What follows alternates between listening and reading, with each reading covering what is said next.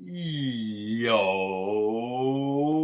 what's going on, YouTube? And welcome back to the Goal Line Hockey Power Rankings, week number 7. We have a lot to talk about today. It's our next Power Rankings. We have a couple of changes around the league, a couple teams at the bottom, a couple new teams toward the top in the top 10. We'll be taking a look at all of that in this video. If you guys like what we're doing here at Goal Line Hockey and want to see the latest news around the NHL and more power rankings like this, guys, every Friday night at 6 p.m. Eastern is our weekly power rankings. So stay tuned every week, Friday night at 6 p.m. Eastern. And let's get into this week's power rankings. So let's start things off at number 31. And for the fourth consecutive week, it's the Anaheim Ducks. The Ducks have struggled this season, and this week was another example of that. Losing to the St. Louis Blues a couple times. They just couldn't seem to get things done once again this week. It's been a rough season for the Ducks. It's been quite apparent that they have struggled this year.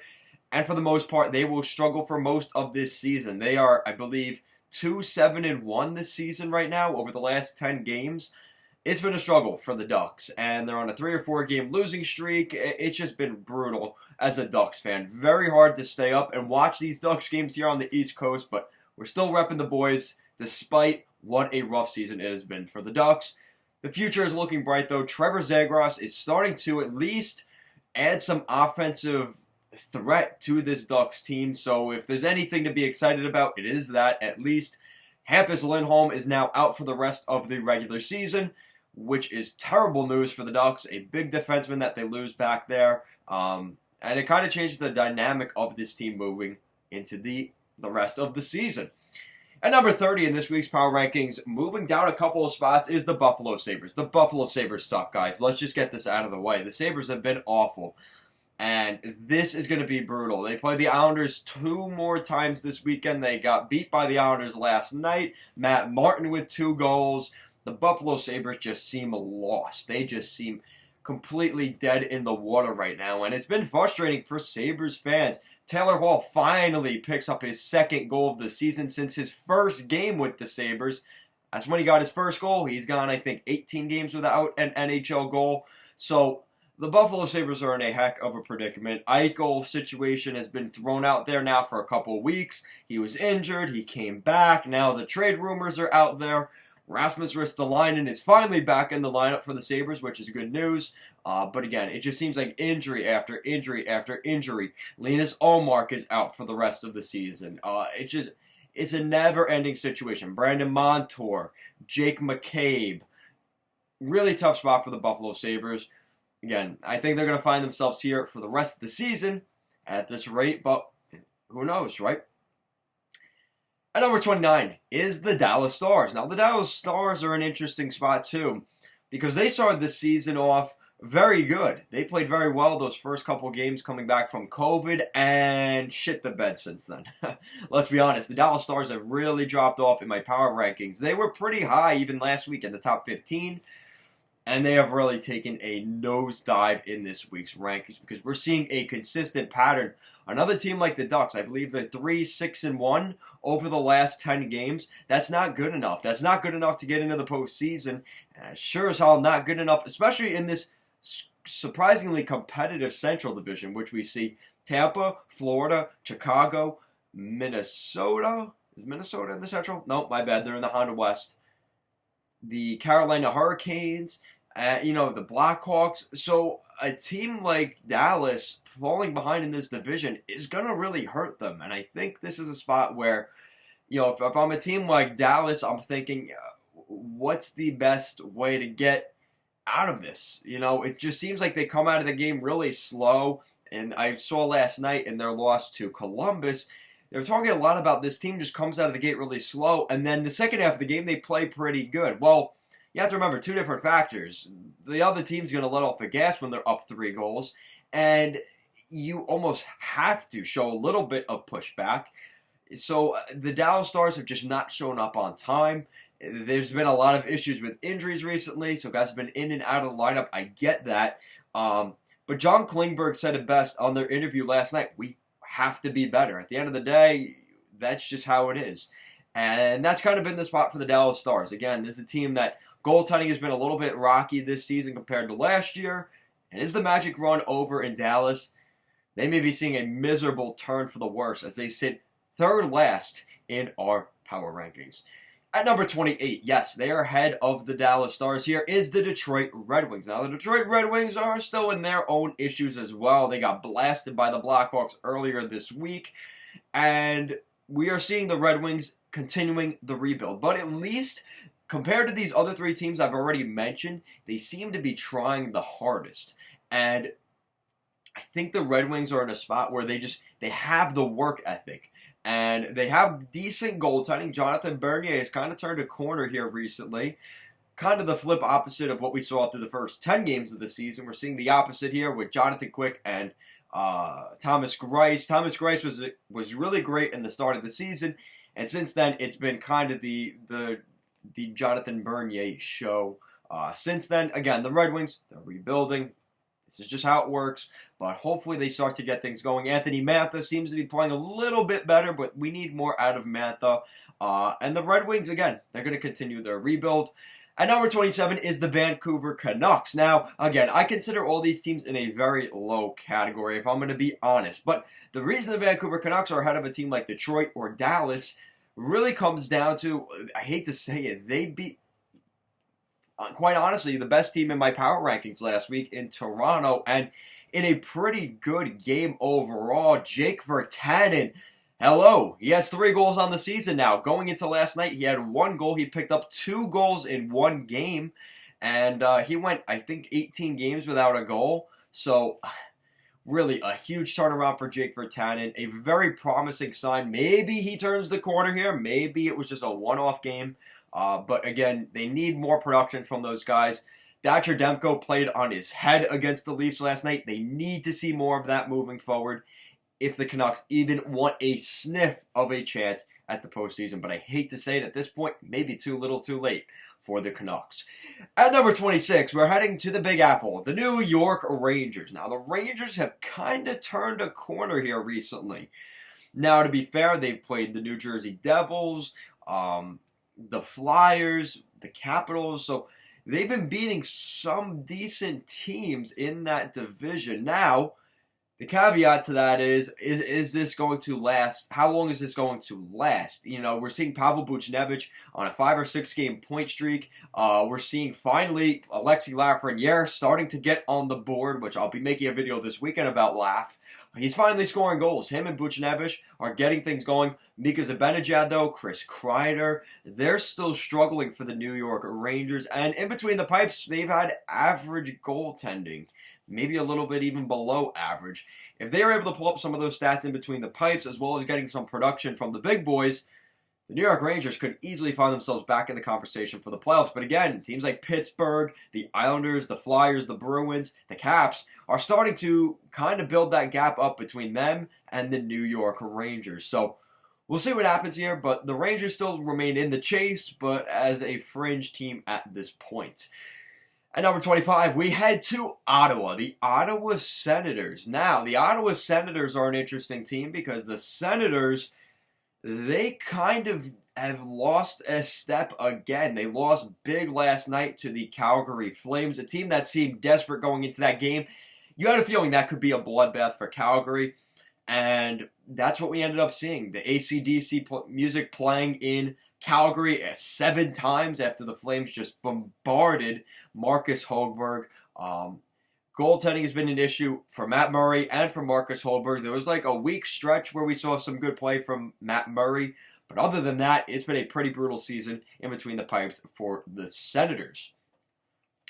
Moving on up to number 24 is the Los Angeles Kings. Now, the Los Angeles Kings found their way moving up in the power rankings the last couple of weeks, and they've been playing pretty well. Now, again, this is not a team that I think is going to be one of the best in the league, but they've definitely made a case for themselves in the West Division. Now, I'm still a little bit skeptical on the Kings long term. That's why they are lower in the power rankings, and I think they could easily, another week or two of them moving up will definitely give them the equity needed for me to move them into the top 15, potentially top 20.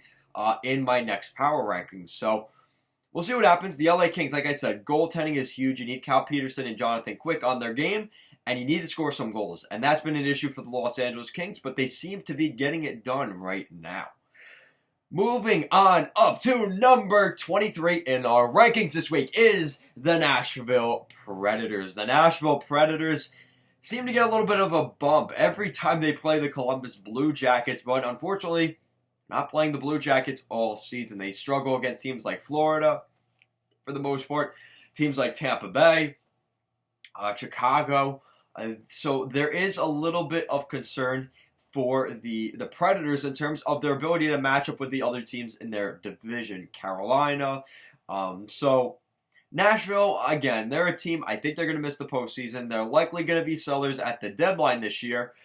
So again, we're going to, if these guys want to keep the core the way it is, they have a couple weeks here to really turn the corner and potentially get themselves back in the playoffs.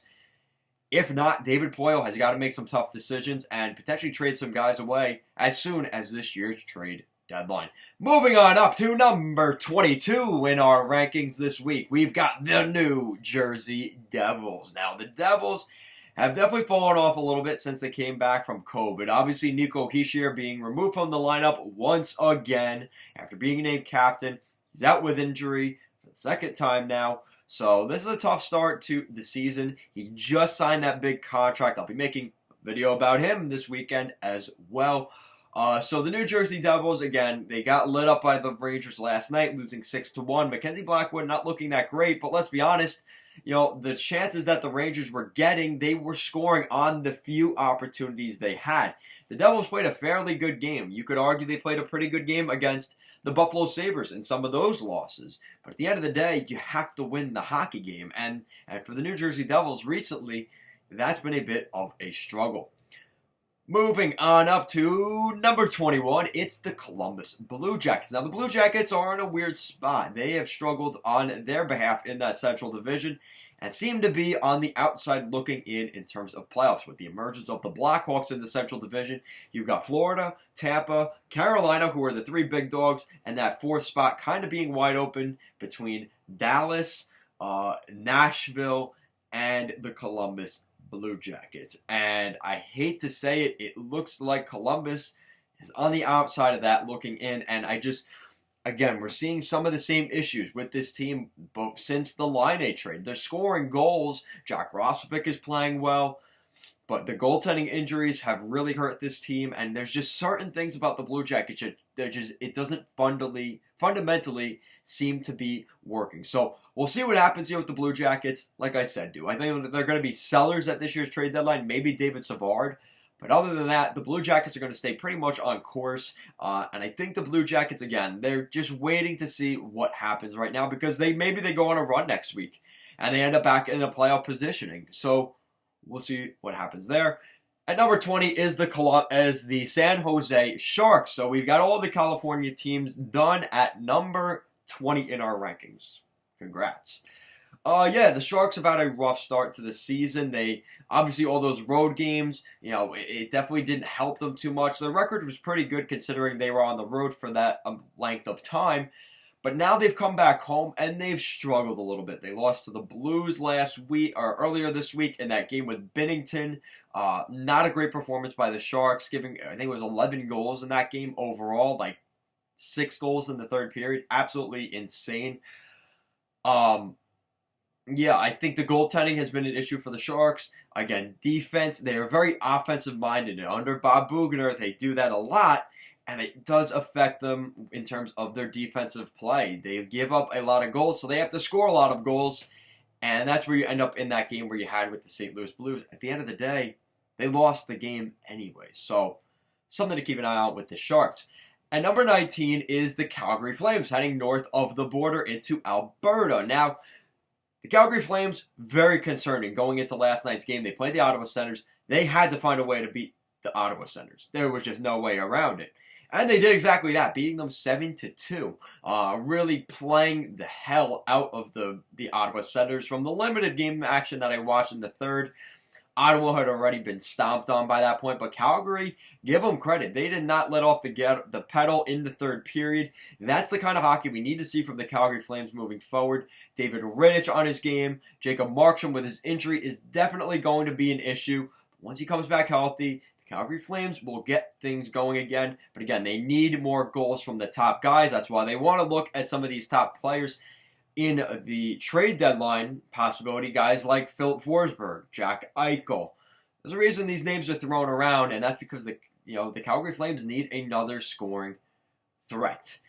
Moving up to number 18 is it is the Arizona Coyotes. Now, the Coyotes are not in the best spot either, but again, you're looking at that Honda West division, and it still seems somewhat open because you've got, it's weird in the West Division because in the beginning of the season, it was Colorado, Vegas.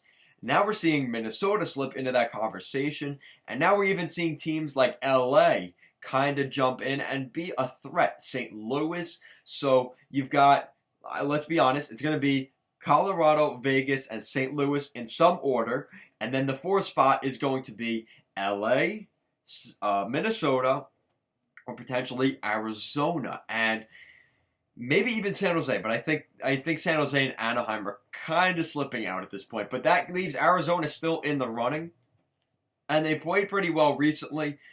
Again, it's stringing wins together consistently, finding ways to finish out games, which I'll be talking about with another team here later in our rankings. But the Arizona Coyotes just need consistency in between the pipes and on the score sheet. And this is a team that can do that, but at times it hasn't been consistent enough, and they kind of find themselves going into losing streaks sometimes. So we'll see what happens with the Yotes. At number 17, I can't believe this. These guys were a number one in our power rankings in either week 2 or week 3, and now a little over a month later, the Montreal Canadiens find themselves at number 17. Another eventful week in Montreal. Marc Bergevin firing their former goalie coach Stephen Waite. He gets fired. He's not liking what he's seeing from the goaltending side of things in Montreal, and we saw a bit of a shakeup. They didn't play any better last night against Winnipeg. Dubois absolutely lighting it up. And this is a situation that just seems to be coming up over and over and over again in Montreal. And you got to think the next head to roll is Marc Bergevin's. At number 16, heading into the North Division. We're staying in the North Division. It is the Edmonton Oilers. Now, the Oilers had a rough week. They did not match up well. Let's be honest, they don't match up well in general with the Toronto Maple Leafs, and we saw that again this week. This is an Oilers team that I felt was a top 10 team last week. But based off of how they played against the Leafs this past week, I really lowered my expectations of the Oilers. They are really losing ground. I believe they're 10 or 12 points back of the Leafs in the standings, and that gap continues to widen. Winnipeg starts to move up the ladder, so they are the third best team, quite honestly, in this division right now. So a little bit concerning there for the Edmonton Oilers and the Montreal Canadiens. That's why I kind of have them so close to where they are, because they are kind of in a similar spot. At number 15 is the Pittsburgh Penguins. Now, the Pittsburgh Penguins have definitely stayed right around the middle of the pack for most of this season. Are we going to see them all of a sudden slip up as the season goes along, or are we going to see them shoot up the standings because of all that veteran leadership and experience? I think we're going to see eventually it's going to break at some point, one way or the other for Pittsburgh. This is one of the only teams in the league still that I just can't seem to figure out if they really are a playoff contender, or if they are more of a, at the bottom tier, of the standings. Because this is a team very consistently throughout most of these rankings. I think they've been between 13 and 20 for at least honestly, I think for the entire season of my power rankings. So, I don't know. Pittsburgh, I don't really want to talk about them much because of the situation, but the goaltending seems to be turning the corner. Is that enough for them to maybe move up into the top 10 at some point in our power rankings? I don't know. But again, time will tell for Pittsburgh.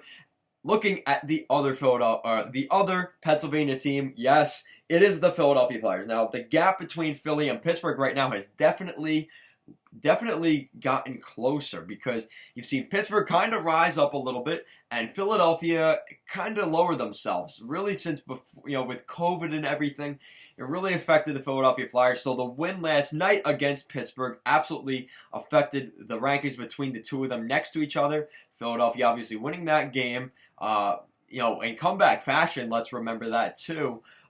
Scoring 2 goals late in the third period. That was good enough, in my eyes, for the Philadelphia Flyers to be ahead of Pittsburgh, but again, not by a very wide margin. And they play each other again this weekend. At number 13, this is a team I want to talk about for a couple minutes because I saw them play last night against these guys, the Tampa Bay Lightning. At number 13, lucky number 13, is the Chicago Blackhawks. Now, I think the Blackhawks have been due to move up in our power rankings, and I kind of gave them that recorrection this week. This is a team that I watched them last night, and they blew that game against Tampa. They had a 2-goal lead in the third period. They gave up a shorthander, and everything fell from there. Victor Hedman scoring a late OT winner with a fraction of a second left in overtime, and that got it done for Tampa. But Chicago, let's give Chicago credit. Going into this season, what were the expectations for Chicago? Let's be completely honest. This is before we found out about Taves, before we found out about Doc.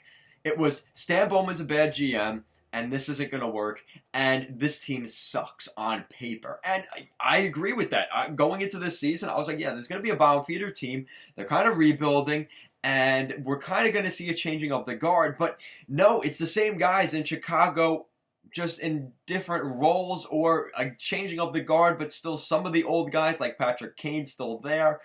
Then we found out Jonathan Taves, Jonathan Taves and Kirby Dach were out this season, and it was a pretty much foregone conclusion Chicago would suck. And they were number 31 in my rankings. Look how they have moved up. They have really gotten my respect. They blew the 2-goal lead against Tampa, yes, but they had a 2-goal lead going into the third period against Tampa, and they dominated the Lightning in the second period, putting up 16 shots last night. Let me just say, the Blackhawks, this may be the sleeper pick right now for winning the Stanley Cup. I know, crazy. Win the Stanley Cup? What are you talking about? They might not make the playoffs. I'm just saying it right now. Now, let's remember, this is a team without their captain, Jonathan Taves, and young superstar in the future, Kirby Dach. What happens to this lineup when those guys come back? Does this team get elevated from those guys coming back, or do they regress because they, Jonathan Taves has already won his championships, and he's not that motivated, which I don't think that's Jonathan Taves, but we're just saying hypothetically, or he's not at 100% because of his issues with fatigue and injury. And Kirby Dach, he's already a proven commodity. Where does he fit in? Because we're going to see the lines change when those two guys come back into the top 6. So this is an interesting situation for the Blackhawks. Not to mention earlier today, again, I'll be making a video about this either tonight or tomorrow, Brent Seabrook retiring from the NHL, LTIR pretty much for the next 4 years of his gross contract. Yikes, that sucks for Stan Bowman. Probably going to get bought out at some point. But yeah, the Blackhawks, again, this is a team I want to talk about a lot today. Kevin Lankinen looking pretty solid. The Blackhawks, again, they're not a perfect team by any stretch. But what the expectations for them coming into this season, I think Blackhawks fans would be more than happy with where they're at number 13. At number 12 is the Boston Bruins, taking a look at another Original Six franchise. The Boston Bruins are one of those teams we've seen. They've been a really good team, and quite honestly, you could make an argument that they should be higher in my power rankings. But this week, they showed a little bit of weakness. And again, the Boston Bruins, one of those teams that I really like. I like what we've seen from them, but they could definitely use another left shot defenseman. Again, making a video about that this weekend. They're in the market for a defenseman. Matthias Ekholm, potentially a guy like Oliver Ekman-Larsson, Vince Dunn, Alex Goligoski. These are the kind of names you could hear for the Boston Bruins, or being linked to the Boston Bruins up until the trade deadline. The Boston Bruins, they're finding a way to score goals. They're finding ways to win hockey games. At the end of the day, that's the biggest thing. And I don't think it's a knock on Boston here for them falling in the rankings. I just think other teams are, quite honestly, just playing better. And that team at number 11, that's been playing better and deserved to get ahead of the Boston Bruins recently, is the Minnesota Wild. 6-3-1 over their past 10 games. They are on a 3-game losing streak. I understand that. But this is a recorrection from last week because a lot of you in the comments were very adamant Minnesota was too low in the rankings. And again, I didn't feel like I saw. Okay, let's be honest here. I did not watch enough hockey last week, and Minnesota specifically, and that was a mistake I made. But at the end of the day, we saw them regress again this week. They're 6-3-1, which is still good, but that 8-game winning streak was snapped, and since then, they haven't won a game. So, reality check here for the Minnesota Wild. They're at number 11. They've really moved up in the West standings, but at the end of the day, they're still outside the top 10 because of that inconsistency, and we saw it again last night from Vegas. We've seen it over the last couple days from Vegas. They're a good team, but they're not a top 10 team quite yet. Okay, so moving on to the top 10. And at number 10 is the St. Louis Blues. The St. Louis Blues are at number 10 in our rankings. I really like what we've seen from St. Louis. This is a team that, again, they're having their issues with injuries, a plethora of injuries, but they're finding ways to win hockey games. And they were able to beat San Jose earlier this week in that nitty-gritty game in San Jose. They were able to find a way to get it done. And at the end of the day, that's what you have to do. They found a way to beat the Ducks the last 2 games they played. Again, beat the teams below you and make sure you at least keep it competitive and at least steal points from teams that are close to you, like Vegas, like Colorado, and like LA. So, like I'm saying, the St. Louis Blues, they've definitely got some consistency issues, but let's also remember the amount of injuries they have. When this team comes back healthy, they're probably going to be even better. At number 9 is the Winnipeg Jets, staying in the North, heading to the North Division. I like what I've seen from Winnipeg. I think this is a team that has a lot of potential this year, and we're seeing Dubois finally get things going. He's got 2 OT game wins, in 13 games this year with Winnipeg, which is the best in the league. So Pierre-Luc Dubois took him a little while to get going. Injuries and coming over from the border and everything that happened. He finally seems to be coming into form for the Winnipeg Jets. And is he taking that spot from Paul Stastny on the second line?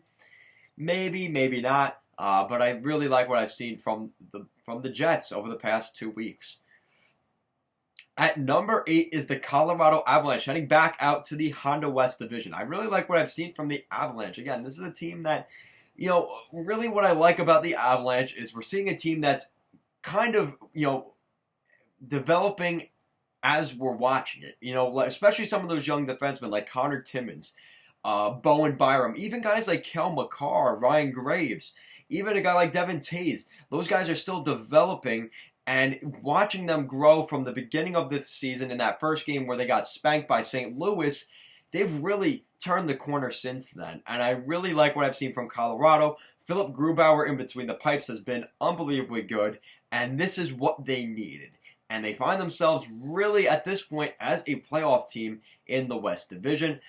At number 7, it's your boys' hometown team, the New York Islanders. Now, the Islanders have had their fair share of issues. They struggled against Pittsburgh a couple weeks ago, but they're back to form. They're back on a 3-game winning streak. Oliver Wahlstrom picked up like a 5-game point streak, 6-game point streak. Really solid season right now for Wally and the Islanders. And the Islanders are just taking care of business. If they beat Buffalo here, if they win 2 out of 3 at the very least, again, if they beat Buffalo in all 3 of these games, you could kiss Buffalo's ass goodbye this season. It's officially done at that point. Even if the Islanders win 2 of these 3 games, it's going to be really, really difficult for Buffalo. The gap is too wide, and the Islanders have, knock on wood, seemed to have the Buffalo Sabres number. And the Sabres, they don't play with much grit. They don't play with much attitude or aggression, and the Islanders do, and it just fits the Sabres have no response to the Islanders' way of play. I don't know if that's Ralph Kruger or the players, but at the end of the day, they just don't match up well with the Islanders, and the Islanders just have blown the doors off of the Buffalo Sabres. So the Islanders take advantage of these 2 games this weekend, pick up at least 2 or 3 points, maybe even 4, and move on to your merry way into next week. At number 6 is the Florida Panthers, moving down just a little bit, kind of like the Boston Bruins. They moved down not to their own fault, but because I felt other teams have just been playing better. And the Florida Panthers, again, they're getting goals from all over. Goaltending's been good from not Sergei Bobrovsky entirely. It's been Chris Driedger. So that's a good thing for the Florida Panthers. They're getting some goaltending other than Bobrovsky, really giving them a little bit of a leg to stand on. I like how we've seen the emergence of Driedger, as well as some of the young guys for the Florida Panthers. Aaron Ekblad passing, I forgot what his name was last night, in terms of points as a defenseman for the franchise of the Florida Panthers. He now leads the Florida Panthers in those categories. So congrats to Aaron Ekblad. Moving on up into the top 5. Here we go. At number 5 is the Washington Capitals. The Washington Capitals slipped up a little bit last week, moving out of our top 10, but they've since moved back into the top 10, and I really like what we've seen from the Washington Capitals. This is a situation in Washington where they're playing in a tough division. You're playing Philly, Pittsburgh, the Islanders, even teams like the Devils and the Rangers. I mean, they lost to the Rangers a couple weeks ago. Inconsistency could be the reason that plagues this Capitals team. And Vitek Vanacek has been good. They need Ilya Samsonov back. These are the kind of things that Washington has with little distractions that they can't let get in their head. And I think what we've seen from Washington is a team that has veteran leadership with Oshie, Backstrom, Kuznetsov, Ovechkin, Carlson. There's enough guys there that they're going to be able to steady the waters for the Capitals moving throughout the rest of the season. At number 4, actually moving down a spot in this week's rankings, is the Carolina Hurricanes. Kind of like the other teams I've been mentioning. It's not to the fault of their own. It's because other teams have just been playing that much better, and Carolina is a good team this year. I really like what I've seen from them. The goaltending going into the year was a little bit concerning because you have a situation with James Reimer and Peter Mrazek where a lot of people would question that. And we obviously, I think, for good reason. But now we've seen it for at least 2 or 3 years now.